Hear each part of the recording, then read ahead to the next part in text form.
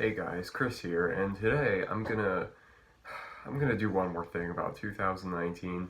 So I I made a little bit of a list here of the top albums that I got into. Now this doesn't mean they're from 2019. I mean a couple of them are, I think, but this is just the like top 10 albums I got into this year and I thought were amazing.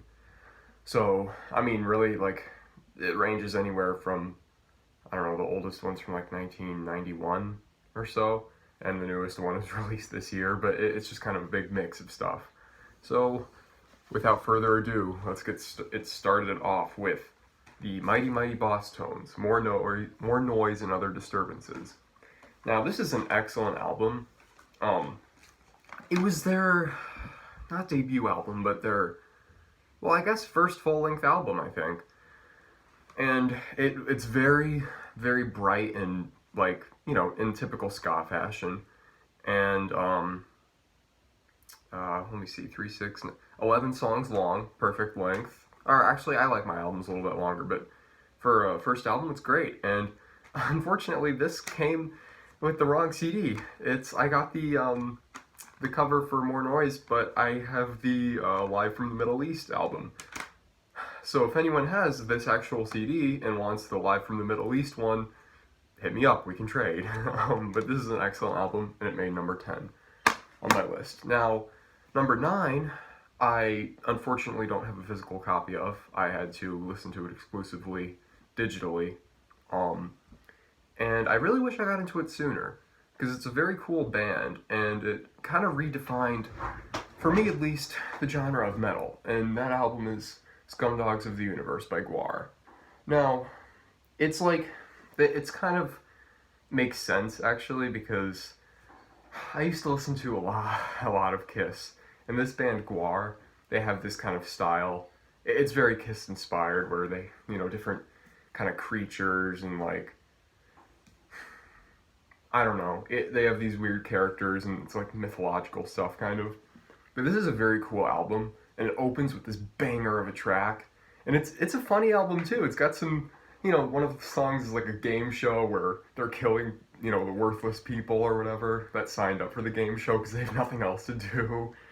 And very cool song toward the end of the album, Sexecutioner. That features my favorite part of that song is like where I forgot what her name is. It's like Danielle something was the girl's real name, but her character is like Slymeenstra Hyman, and she's like has these really nice voice, and like for some reason her backup vocals are my favorite part of that song. But very good album. Made number 9. Number 8 is Offspring.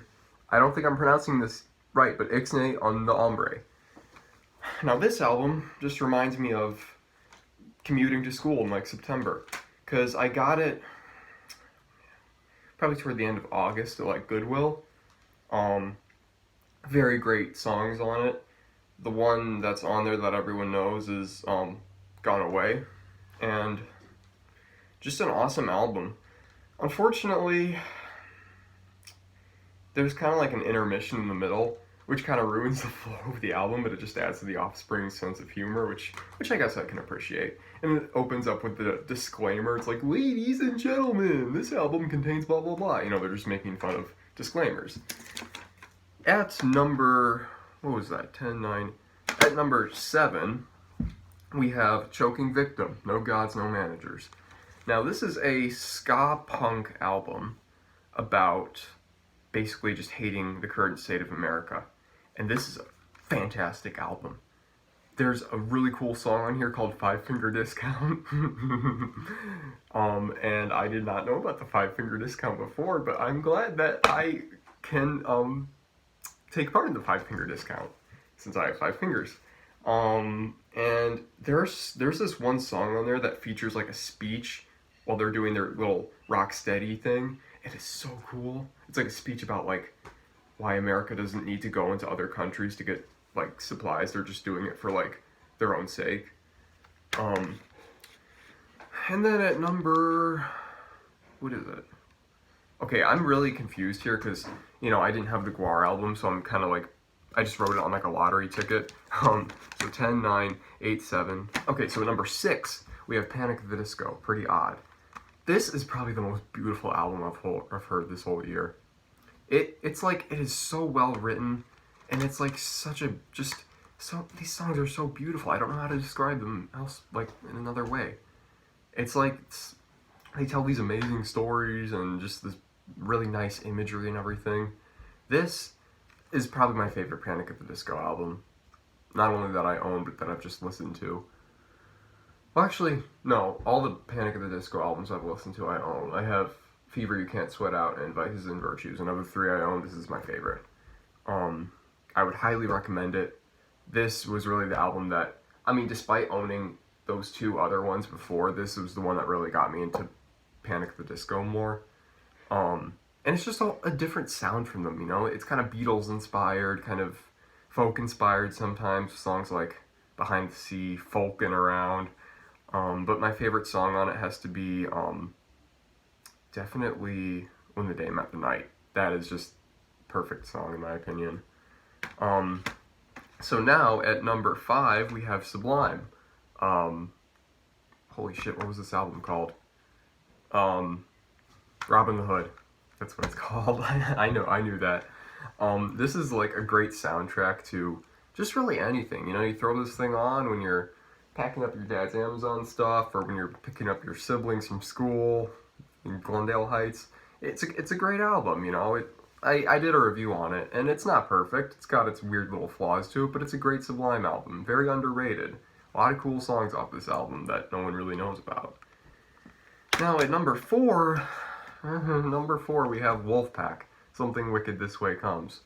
Now this is probably the sketchiest album I've listened to in a while. But holy crap, do these songs get into my head.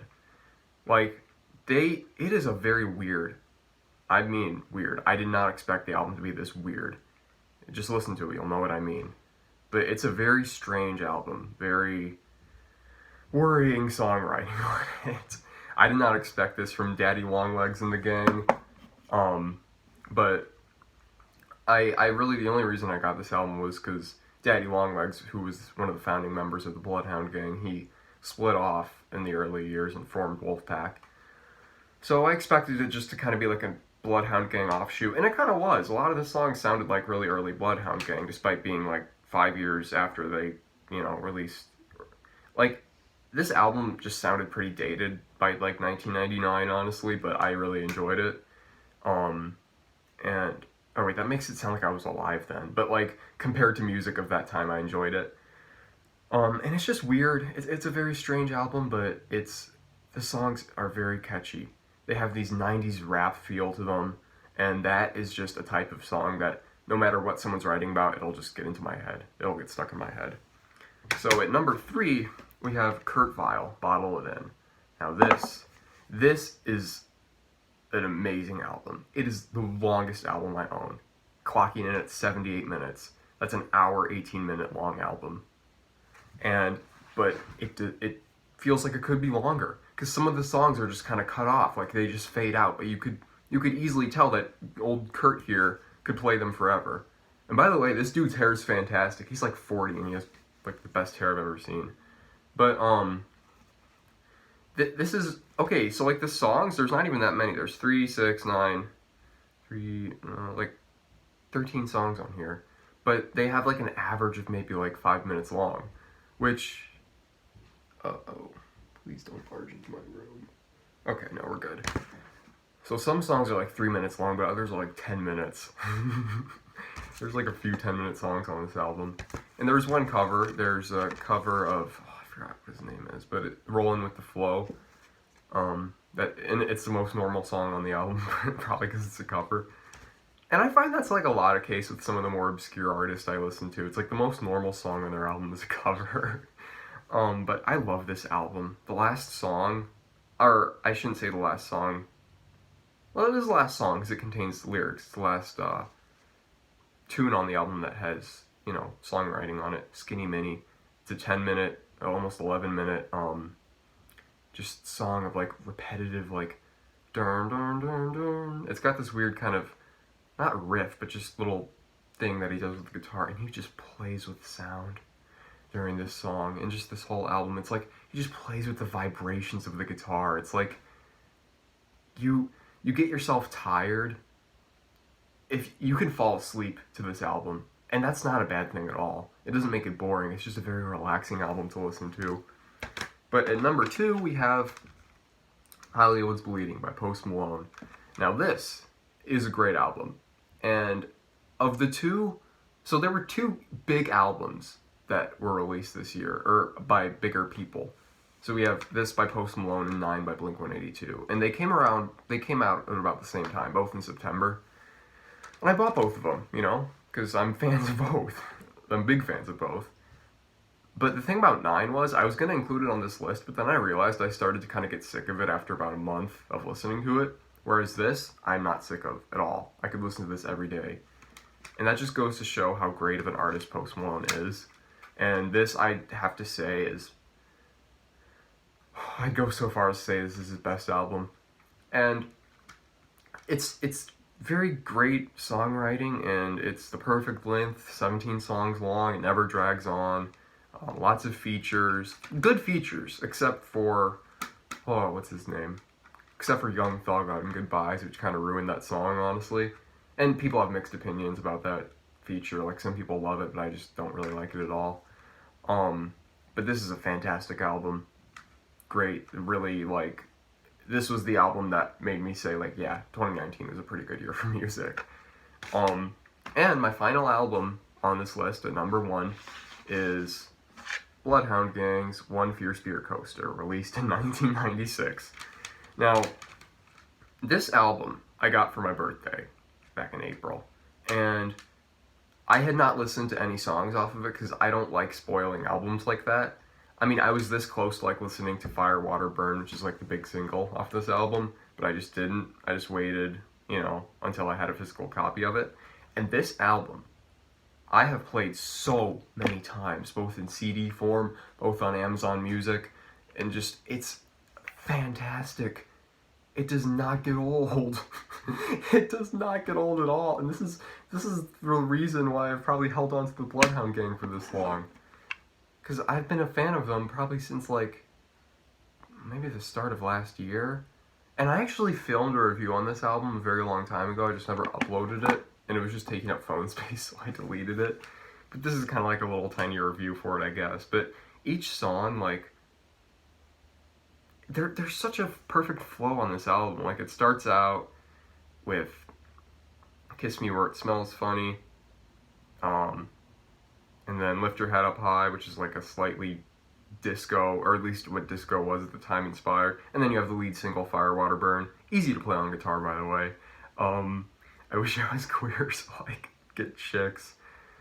Perfect, like, refrain. How does it go? It goes like, actually I kind of forgot how it goes, but it's pretty funny. It goes, chicks dig guys that are queer guys that don't dig chicks that don't dig guys like me. That's perfect. And then that moves to Why Is Everybody Always Picking on Me? It's Tricky, the Run DMC cover. Asleep at the Wheel, excellent song to play if you are falling asleep at the wheel. Shut Up, probably one of my favorite songs on the album. Your Only Friends Are Make Believe, which uses the tune of Hungry Like the Wolf. You know,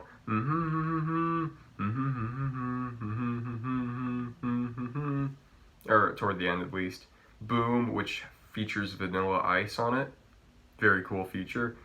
My favorite song off the album, Going Nowhere Slow. Probably their like magnum opus, and they didn't even know it. No one knows it because all people, any Bloodhound Gang fan born after blah blah blah, only knows.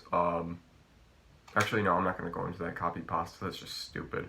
But but yeah, that's my top 10 list of albums I got into this year. And again, it's nothing to like. I don't know. They're all, none of them are. There's only one made in 2019. But this was just a list of music I fell in love with this year, and I hope you guys loved some music this year as well, because music is a huge part of my life. I love it. and I really don't know what I would do without any of it. It's like I would just be bored all the time if I did not have music, and I'm glad I don't rely on the top 40. Um, I mean, there's nothing wrong with that. It's just like, wow, okay, you have to like this song for a month and then like another song for a month because you have to, because that's what's on the radio. But still, whatever, it's fine. To each their own. And I will see you guys in the next video.